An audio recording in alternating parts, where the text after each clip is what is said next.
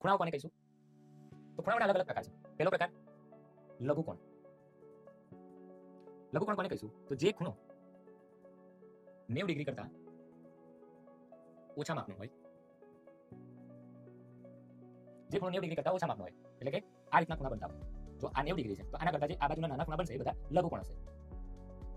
એ જ રીતે બીજો એનો વિરુદ્ધ ગુરુકોણ. ગુરુકોણ કોને કહીશું? તો જે ખૂણો 90 ડિગ્રી કરતા કેવો છે? 90 ડિગ્રી કરતા મોટો હશે. જે ખૂણો 90 ડિગ્રી કરતા મોટો હોય તેને આપણે ગુરુકોણ કહીશું. ઉદાહરણ તરીકે જો આ 90 ડિગ્રી છે તો આનાથી જે મોટા ખૂણા હશે આ રીતે એને આપણે ગુરુકોણ કહીશું. પણ અહીં મોટો હોય અને 180 ડિગ્રી કરતા નાનો હોય, એટલે કે 90 ડિગ્રી કરતા મોટો, બટ આ રીતે સીધી રેખા થઈ ગઈ તો 180 ડિગ્રી થઈ ગઈ, તો એના કરતા કેવો હશે? નાનો હશે. અને 90 ડિગ્રી કરતા મોટો હશે, એને આપણે ગુરુકોણ કહીશું. તો આ રીતના જે ખૂણા હશે, આ રીતે ખૂણો બને, આવો બને, આ બધા આપણા ગુરુકોણ થાય. ત્રીજો લઘુકોણ, ગુરુકોણ અને કાટકોણ. તો કાટકોણ એ કેટલો હશે? 90 ડિગ્રી. મેં તો ખબર છે બધાને કે કાટકોણ 90 ડિગ્રી છે. બટ કાટકોણ જો બે ખૂણાથી બે ખૂણાના સરવાળાનો મતલબ કે બે ખૂણાનો સરવાળો કરીએ અને 90 ડિગ્રી થાય છે તો એ બે ખૂણાઓને આપણે શું કહીશું? કોટિકોણ કહીશું. તો એ જોડે લખી દો કોટિકોણ. કોટિકોણ કોને કહીશું? તો બે ખૂણાનો સરવાળો 90 ડિગ્રી થાય. બે ખૂણાનો સરવાળો 90 ડિગ્રી થાય તો એ બે ખૂણાઓને આપણે શું કહીશું? કોટિકોણ કહીશું. ઉદાહરણ તરીકે ખૂણો 1 વત્તા ખૂણો 2 90 ડિગ્રી છે તો 1 અને 2 શું થશે? કોટિકોણ થશે.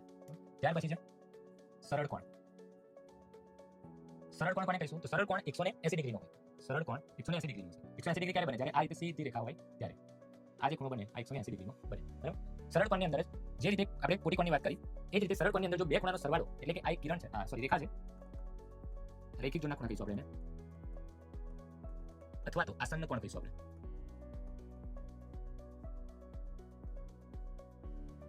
આસન્ન કોણ. આ રીતે એક રેખા છે, આ રેખા ઉપર એક કિરણ આવેલું છે, આ કિરણથી જે બે ખૂણા બને છે, ખૂણો 1 અને ખૂણો 2, આ બંનેનો સરવાળો, ખૂણો 1 અને ખૂણો 2 નો સરવાળો જો 180 થાય તો એને આપણે રેખિક જોડના ખૂણા અથવા તો આસન્ન કોણ આપણે એને કહીશું. આની અંદર જ બીજું આપણે એક પૂરક કોણ જોઈએ.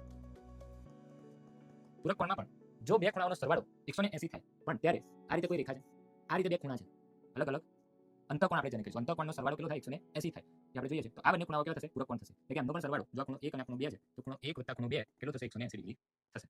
તેને પૂરક કોણ કહેવાય. રેખિક જોડના અને આ સરળ કોણ થઈ ગયું. આ બેઝિક ખૂણા હતા.